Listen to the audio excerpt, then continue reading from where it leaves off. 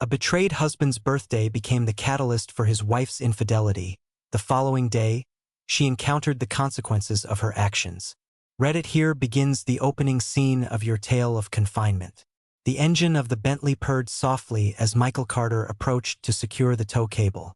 Steam billowed from the luxury sedan's hood in the crisp February morning air, while the driver's door dangled ajar, resembling a shattered wing. For 8 years, he had overseen the underground parking structure beneath the Riverside County Courthouse, yet he had never witnessed the peculiar sight of a $100,000 car left behind at the exit gate. "Sir," Gareth called out, his voice reverberating against the stark concrete walls. "You can't leave your vehicle here." Silence lingers. The Bentley's hazard lights flickered in the muted glow of fluorescent bulbs, creating shadows that waltzed across the oil-slicked floor. Gareth glanced at his watch, the hands pointing to 7:42 a.m. In just 18 minutes, the courthouse doors would swing open, heralding the onset of the Monday morning rush. He circled the vehicle, taking in the temporary dealer plates and the leather briefcase that peeked through the passenger window. The registration dangling from the rearview mirror bore the name Anthony Reed. The name held no significance for him, yet the car's placement obstructed the sole escape route from the lower level. 23 vehicles lingered, ensnared in the wake of its immovable presence. Gareth reached for the radio, his voice steady as he contacted dispatch. "This is Ellison calling from Riverside. I require a tow truck for a vehicle that has been abandoned. A Bentley sedan obstructing the exit ramp." "Understood, Gareth." Estimated time of arrival: 15 minutes. As the tow truck finally made its appearance, a queue of disgruntled commuters had gathered by the elevator bank, their patience wearing thin. Gareth expertly managed the flow of vehicles as the driver skillfully maneuvered the Bentley onto the flatbed, the scene unfolding with a sense of purpose. As he diligently filled out the paperwork, a man clad in a luxurious suit burst forth from the courthouse entrance, his pace brisk and purposeful. "Where has my car gone?" The man's voice resonated with the commanding presence of one who was well-versed in the art of authority. He stood tall, likely in his mid-30s, exuding a confident stride that implied he had never encountered the word no. "Are you Anthony Reed?" Gareth inquired, his gaze fixed intently on the clipboard before him. "Indeed, you have just towed my car. I desire its return." The vehicle was left behind in a no-parking area, obstructing emergency access. Gareth maintained a steady tone. "The fee for towing is set at $200, in addition to storage costs." Colin moved in, drawing near enough for Gareth to catch the scent of his cologne. "Hear me out, my friend. I'm not the kind of person who shirks responsibility for a parking ticket. I found myself in a meeting upstairs that stretched on longer than anticipated. I am willing to settle the fee, but I insist on having my car returned immediately. The policy of the tow company stipulates a minimum storage period of 48 hours. Feel free to reach out to them." Gareth extended a card towards him. "Daniel's Towing is located on Maple Street." "This is utterly absurd." Colin's cheeks flushed with a deepening HUD. "Oh, you have any idea what my profession is? I engage in the development of commercial real estate. In a single month, my earnings surpass what you might earn in an entire year." Gareth examined the man's face for the first time. A hint of recognition in the contour of the jaw, the way the eyes are positioned. "Well done. Do you find amusement in this?" Colin's voice ascended. "This entire garage could be mine if I so desired. With a single phone call, I hold the power to end your employment. Perhaps, yet your vehicle remains subject to towing." Gareth pivoted, his footsteps echoing as he began to retreat. "Hold on." Colin seized his arm. "May I inquire about your name?" "Michael Carter." Colin's grip tightened for an instant, then gradually loosened. His expression transformed from fury to a semblance of contemplation. "Ellison, interesting. What a small world we live in. Are you familiar with me?" "I am aware of your existence."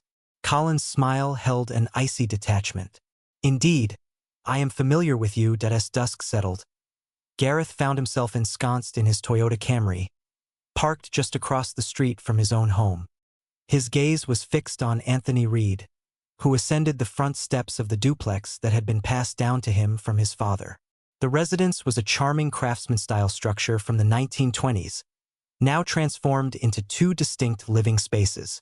Gareth resided in the spacious unit on the left, whereas the more modest one on the right had been occupied by a retired teacher, Mrs. Collins. For the last 3 years, Colin possessed a key.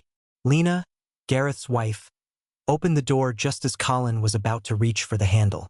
She donned the crimson dress she had purchased for their anniversary dinner the previous month, the very one she had yet to wear for him. As they embraced in the doorway, a chill crept into Gareth's stomach, an unsettling sensation that lingered in the air. His phone vibrated, a message from Lena lighting up the screen. "I'll be burning the midnight oil tonight, so don't stay up for me." Gareth navigated the familiar route home, easing his vehicle into the driveway where he always parked.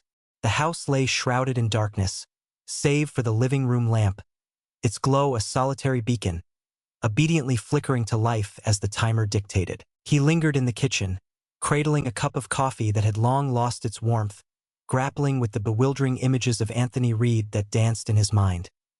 The name lingered in his mind, a persistent echo since the incident in the parking garage. He flipped open his laptop and began to peruse the vast expanse of social media. Colin's LinkedIn profile revealed his association with Meridian Development Group, a mid-sized firm renowned for its expertise in residential conversions. His profile picture captured a moment at what appeared to be a corporate retreat, with his arm casually draped around a blonde woman adorned in an elegant cocktail dress. Gareth identified the woman. Lena was the one. He perused Colin's posts, images capturing the essence of business dinners, bustling construction sites, and heartfelt charity events. Lena made her presence felt in the background of several photos. The timestamps traced back several months as the clock struck 11:47 p.m. Gareth's ears perked up at the sound of Lena's key turning in the front door. She entered the kitchen, shedding her coat with a graceful motion. "You're up late," she remarked, avoiding his gaze. "Rest evaded me. How did your day at work unfold?" "Standard fare, discrepancies in inventory." Lena swung open the refrigerator door and retrieved a bottle of wine, its glass glinting in the cool light. "Care for a taste?" "No, thank you." "Who is Anthony Reed?" Lena's hand stilled upon the wine bottle. "Whom do you refer to?" "Today, I encountered a man named Anthony Reed, who claimed to know me. I am unfamiliar with anyone bearing that name." With a measured grace, she filled the glass with wine, each motion imbued with intention. "What is the reason behind this?" "I couldn't help but wonder. He appeared to be someone I recognized." Lena downed half the glass in a single gulp. Exhaustion has settled in. It's time to retire for the night. Once the sound of the bedroom door clicked shut, Gareth reopened his laptop, anticipation coursing through him on this occasion. He delved into the property records associated with his address. The residence had belonged to his family for a span of 43 years. In 1981, his father acquired the property, residing there until his passing in 2019, after which it was bequeathed to Gareth in his will. The document was straightforward and unmistakable, yet there was an unsettling discrepancy within the public records. A document from 6 weeks past revealed that a power of attorney had been executed, granting Lena the authority to represent Gareth in matters pertaining to real estate transactions. The signature bore a resemblance to his own, yet he had never affixed his name to such a document. Gareth's hand trembled as he sifted through the endless records. A listing agreement has been duly submitted to the county recorder's office. The house stood on the market, awaiting a new owner. The listing agent had a connection to Meridian Development Group. He meticulously printed every single document. On the following morning, Gareth made the decision to call in sick to work for the very first time in 2 years. He made his way to the county recorder's office, where he formally requested copies of every document pertaining to his property. The clerk, a woman of middle age whose weary eyes spoke of countless hours spent in service, extended to him a neatly arranged stack of papers. "There has been a considerable amount of activity surrounding this property lately," she remarked. "Are you considering refinancing? Perhaps something along those lines." Gareth lingered in his car within the confines of the parking lot, meticulously examining the documents laid before him. A Patricia Vance in Riverside notarized the power of attorney. The location pertained to a store specializing in mailboxes and related services. He made his way there, presenting the notary stamp to the clerk with a sense of purpose. The clerk informed him that Patricia Vance had not been employed here for 6 months. She relocated to Arizona. However, this document received notarization here 6 weeks prior. The clerk scrutinized the stamp. This document is a forgery. It is imperative that you report it to the authorities. I shall thank you. Gareth made his way to the used car lot owned by his friend Darian, located on the south side of town. Mark Stevens had once shared a room with him during their community college days, and their connection had endured through the passing years. Darian's upbringing in foster care taught him the art of maneuvering through systems that seemed indifferent to his needs. "You look like a wreck," Darian remarked, stepping out of the office trailer. He was a diminutive, sturdy figure with silvering hair and a smile that hinted at a wealth of untold knowledge. "I seek counsel, specifically of a legal nature." "What sort of trouble are you in?" Gareth presented the documents to him. Darian let out a soft whistle. "This exudes sophistication. The individual behind this clearly possesses a deep understanding of real estate law." He returned the papers. "While approaching the police is an option, establishing the truth of forgery can be a lengthy process. In the meantime, your home might be whisked away from your grasp. What are your thoughts on this?" "I am acquainted with a lawyer named Olivia Grant, who has a focus on fraud cases. She once served in the DA's office before transitioning to private practice." Darian inscribed a phone number. "Inform her that I referred you. She has a debt to me." "What sort of favor are we discussing?" "The sort that remains unspoken." Olivia Grant's office occupied a transformed warehouse in the heart of downtown, nestled alongside an art gallery and a yoga studio. She appeared younger than Gareth had anticipated, perhaps around 40, with short, black hair and a piercing gaze that hinted at a familiarity with every trick in the book. "Darian indicated that you are facing an issue with your property," she said, motioning for Gareth to take a seat opposite her desk. Gareth elucidated the circumstances. Sasha absorbed every word, her pen gliding across the yellow legal pad as she jotted down thoughts, careful not to disrupt the flow of conversation. "What is the duration of your marriage?" she inquired about the moment he completed his task. "4 years. Do you have any children?" "Negative." "Is a prenuptial agreement necessary?" "Negative." In California, the legal landscape is shaped by the principles of community property.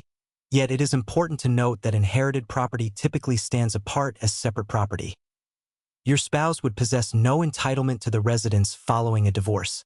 Sasha reclined in her chair, a thoughtful expression crossing her face, rendering this fraud especially intriguing. "She cannot offer for sale that which is not hers to possess."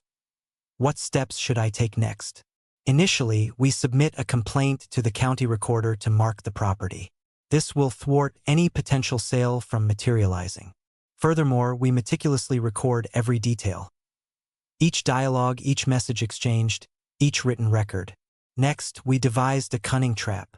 What sort of snare awaits?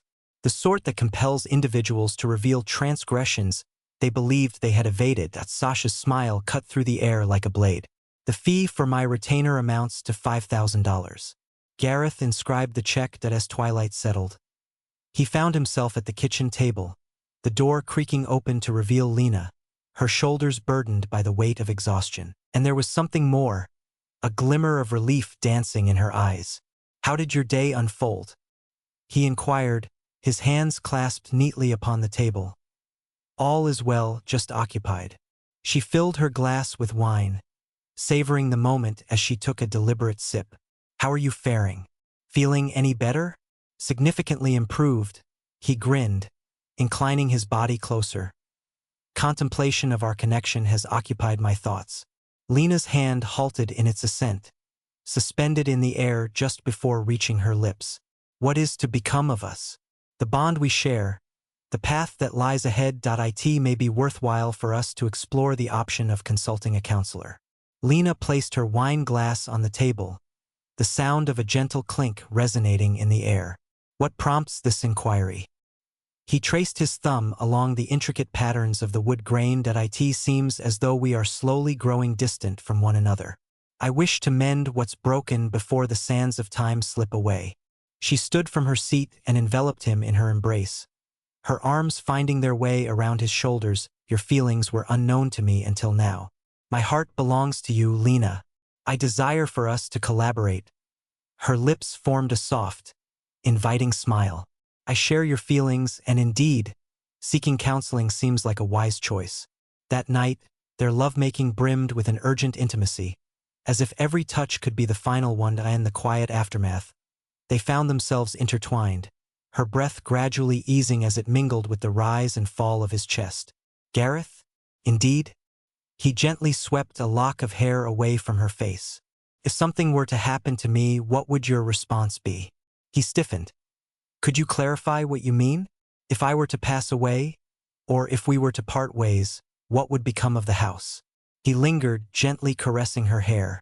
I find myself at a loss, as this is a contemplation I have yet to entertain. Her fingers danced lazily across his arm, weaving delicate patterns in the AI times. I find myself pondering the possibilities that lie ahead. I think I would remain here, he murmured gently. This house is the last remnant of my father, a tangible connection to his memory. Lena's form nestled against his, a closeness that spoke volumes. Yet, if an individual were to present you with a substantial sum for it, one might wonder who could that be. Perhaps a developer, I suppose? A person intent on demolishing it to erect condominiums. Gareth resolutely shook his head. This house holds too much significance for me to ever consider selling it. Her voice floated through the air, scarcely more than a whisper. Yet, when the need for money arose, he gently cupped her face in his hands. Your presence is far more valuable to me than any amount of money. The following morning, as Lena indulged in a warm shower, Gareth took the opportunity to peruse her phone. It lay there, plugged in and humming softly on the nightstand, a secret waiting to be unlocked, and he was aware of the numbers that would grant him access. The narrative unfolded through the text messages. Colin sent a message indicating he has a meeting with the escrow company today. The closing should be prepared by the end of the week. Lena responded, but what if he discovers the truth? Colin sent a message, he will not. Before he fully grasps the situation, it will have already unfolded. Lena responded, I feel utterly dreadful about this. Colin sent a message, and you mentioned that he's the one hindering your progress. This is your opportunity for a genuine existence. Lena responded, I understand, but the truth is, he's not a bad person, Colin. Unpleasant individuals do not construct genuine real estate empires. Kind-hearted souls oversee parking garages.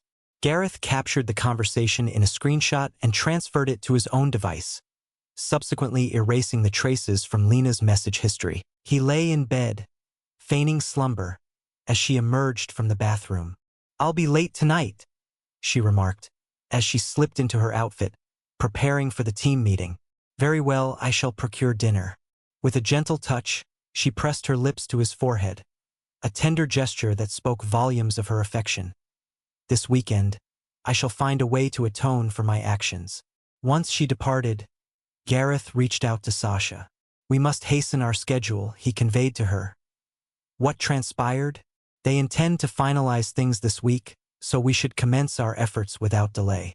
In the sun-drenched enclave of Palm Desert, 2 hours east of Riverside, resided Gareth's father-in-law, Thomas Reed, within the confines of a gated community. The house stood as a testament to middle-class achievement, adorned with a Spanish tile roof, a meticulously kept lawn, and a 3-car garage brimming with toys that Thomas Reed would never touch. Gareth. Thomas Reed swung the door open with a feigned enthusiasm, reminiscent of a man who had always harbored reservations about his daughter's choice in partners. What draws you to this place? I wish to discuss Lena with you. Is everything okay? I am in the process of unraveling that mystery. May we take a seat together? Thomas Reed guided him into the living room. The mantel was adorned with family photos.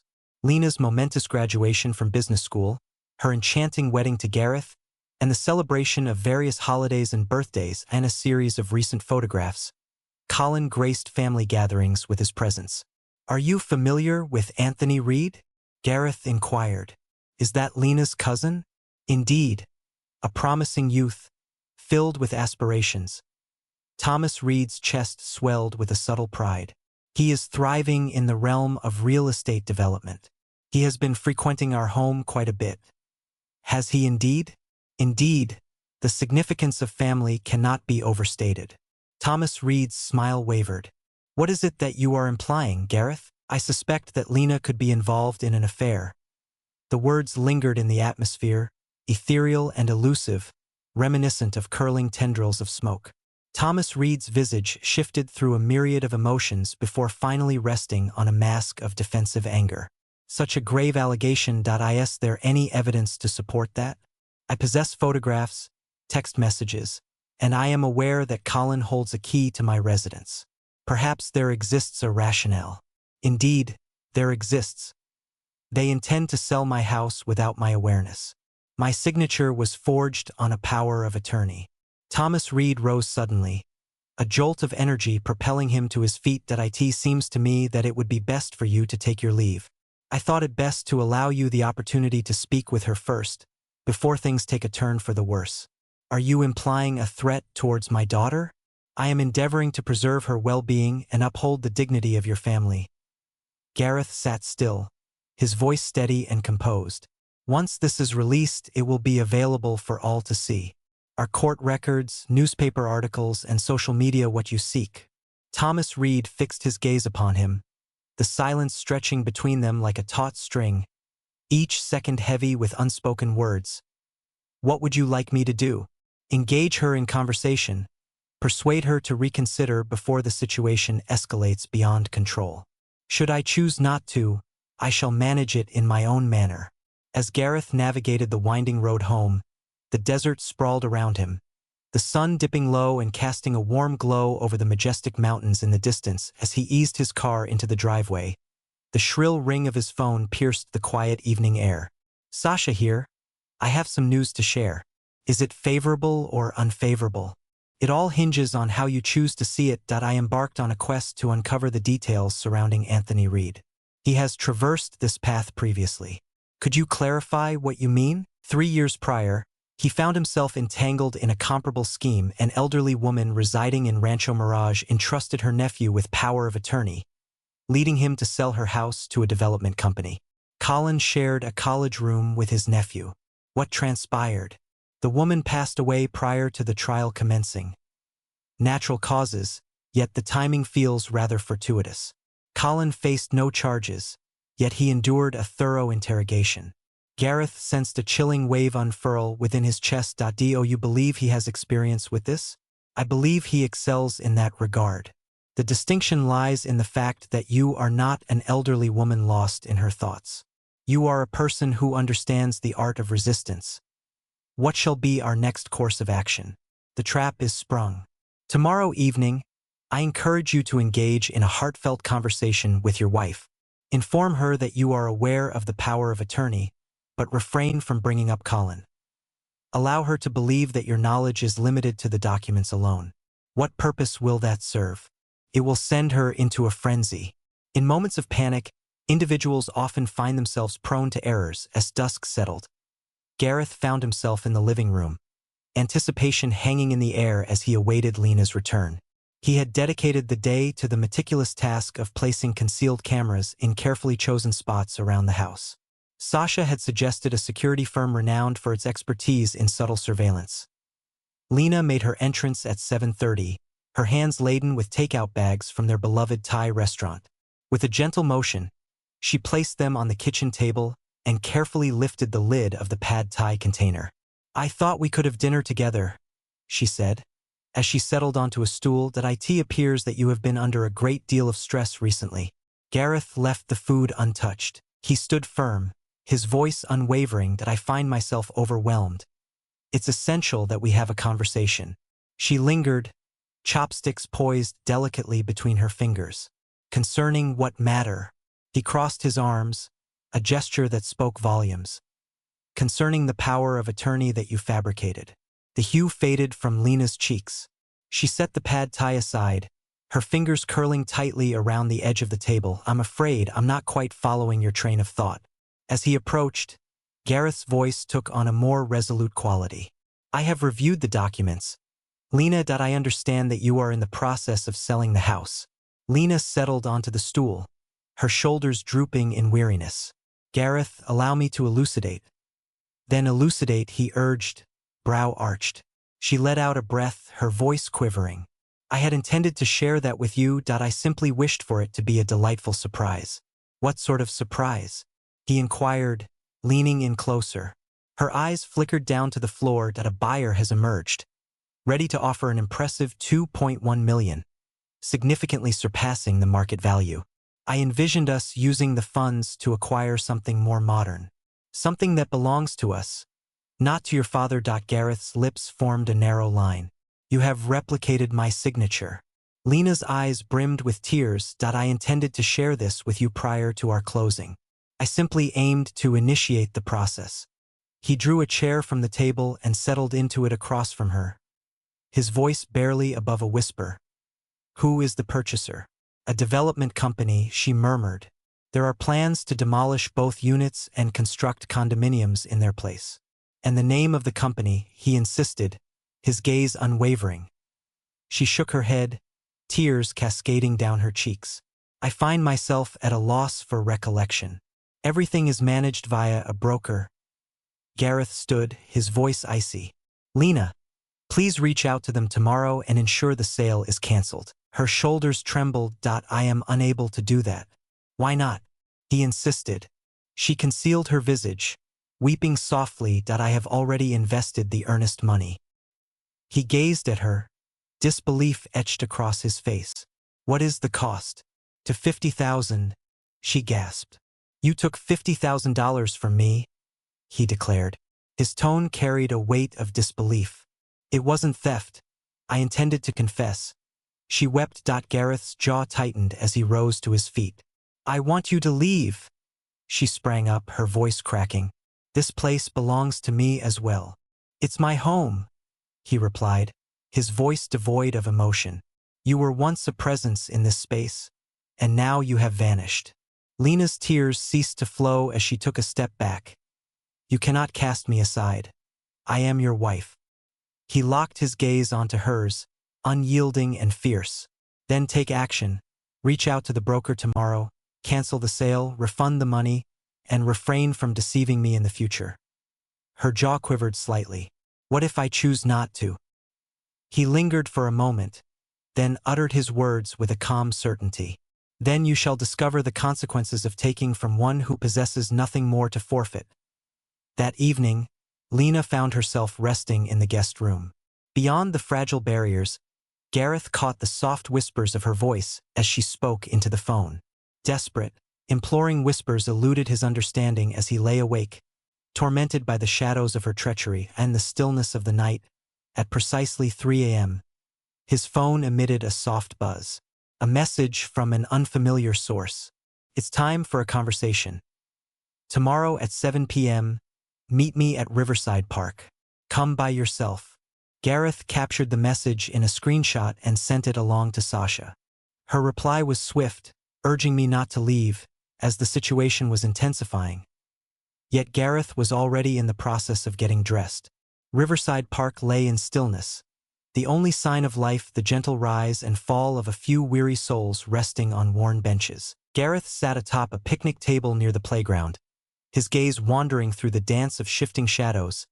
At exactly 7:15, Colin emerged from the shadows by the restrooms. You came, Colin said, settling onto the bench across from Gareth. Gareth cast a fleeting glance at his watch. You expressed a desire to converse. Under the soft illumination of the street lamps, Colin's visage seemed aged, more weathered than when Gareth had faced him in the parking garage. He swept his fingers through his hair. Lena is feeling quite distressed.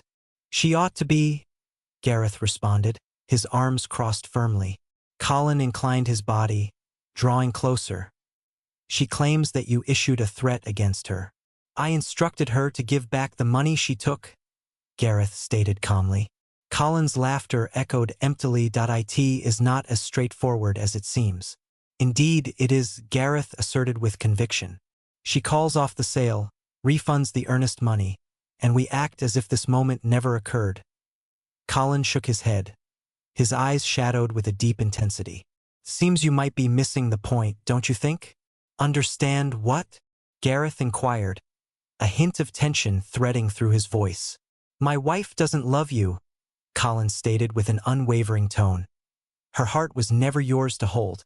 She entered into marriage with you out of a sense of compassion, as you tended to your ailing father. And she considered that to be a noble act. Gareth's jaw clenched with tension. Did she really say that to you? She shared many secrets with me, Colin responded, his voice barely above a whisper. How you lacked ambition. Your entire life spent in the role of managing a parking garage, finding contentment in the routine and the simplicity of the task. She felt ensnared. Gareth struggled to keep his face devoid of emotion. And you presented her with an escape, Colin straightened. I presented her with a life, a genuine existence. We are embarking on the journey of purchasing a house in Malibu. Embrace the journey of matrimony and welcome the joys of parenthood. Gareth's gaze sharpened. Using my funds, Colin retorted, fueled by the wealth from a home he never truly earned. It was passed down to you. You did not deserve it. Neither did you, Gareth muttered. Colin sprang to his feet with sudden intensity. Let me outline the forthcoming events. Lena concludes the transaction. You affix your signature to the documents, and in an instant you vanish from sight. Gareth locked eyes with him. Or what? Indeed, Colin's lips curled into a subtle smile. Matters become intricate. Unforeseen events occur. Individuals experience pain. After a stretch of somber days, Gareth finally allowed a smile to break through. Do you intend to intimidate me? I am elucidating the nature of reality, Colin stated with a calm assurance. This is more significant than you realize. Others are entangled, individuals who prefer simplicity over complexity. Gareth raised an eyebrow. Colin's face flickered, reminiscent of the old woman in Rancho Mirage. It seems you have been quite occupied. I understand what you are, Colin, Gareth said, standing up. I am aware of your past actions, and I am certain you will repeat them. Prove it, Colin dared. With a measured tranquility, Gareth extracted a compact digital recorder from the depths of his jacket pocket. Colin lunged forward, but Gareth was prepared. He tumbled from the picnic table and dashed down the path, his feet striking the gravel with a rhythmic thud. Colin's voice reverberated in the space behind him. This is far from finished. Do you understand? This is far from finished. Gareth pressed onward, never glancing behind. He sprinted toward his car, heart racing, and then navigated the road home, his hands quaking on the steering wheel. The house lay shrouded in darkness, and Lena's car had vanished into the night.